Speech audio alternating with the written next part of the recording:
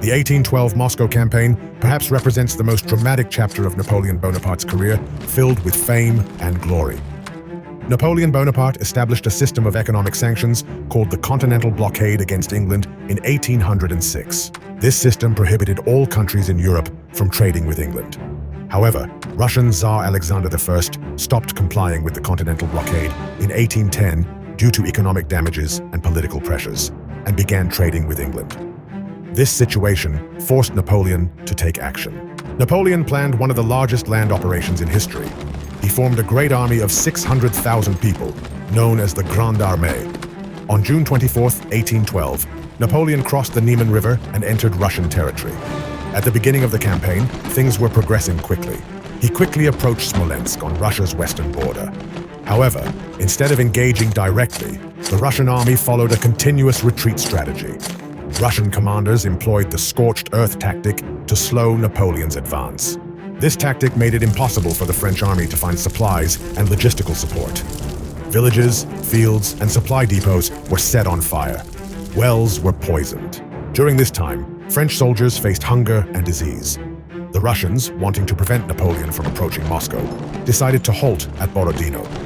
The Battle of Borodino, occurring 125 kilometers west of Moscow, became the bloodiest battle of the campaign. Napoleon's army consisted of 130,000 soldiers and 500 cannons. The Russian army consisted of 120,000 soldiers and 600 cannons. The battle began in the early morning and continued throughout the day. The clashes were incredibly intense. Napoleon won a victory by breaking through the Russian defensive line. However, this victory came at a very high cost. The French had 35,000 dead and wounded. Russians 40,000 dead and wounded.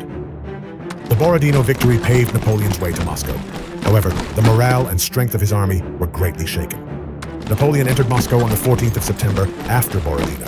However, Moscow was not the symbol of victory he expected. Tsar Alexander I did not agree to peace negotiations. Moreover, the Russians had abandoned Moscow and set a large part of it on fire. The city was in ruins, and finding supplies was impossible. Napoleon waited in Moscow for 5 weeks. However, no peace offer came, nor were any necessary resources for the army found. Meanwhile, the approaching Russian winter had begun to signal danger. On the 19th of October, 1812, Napoleon gave the order to retreat from Moscow. However, the return journey turned into a complete disaster. The Russian winter came earlier and harsher than expected. Temperatures were as low as -30 degrees. French soldiers with insufficient clothing froze to death. The Russian army and guerrilla units launched continuous attacks on the retreating French. There was no supply or logistical support. Hunger and disease spread among the soldiers. During the retreat, a large part of the army was lost. While crossing the Berezina River, the French suffered significant losses both in the freezing waters of the river and from Russian attacks. Napoleon's Grand Army had initially set out with 600,000 people.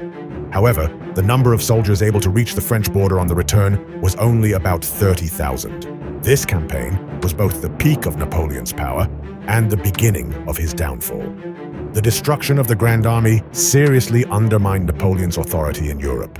Russia had successfully defended its territory and destroyed Napoleon's image of invincibility. After the Moscow campaign, in 1814, he faced a chain of defeats that would lead to his exile on the island of Elba. This campaign is remembered as one of the greatest military disasters in history. The loss of 95% of an army of 600,000 people is considered one of the most dramatic events in the history of warfare.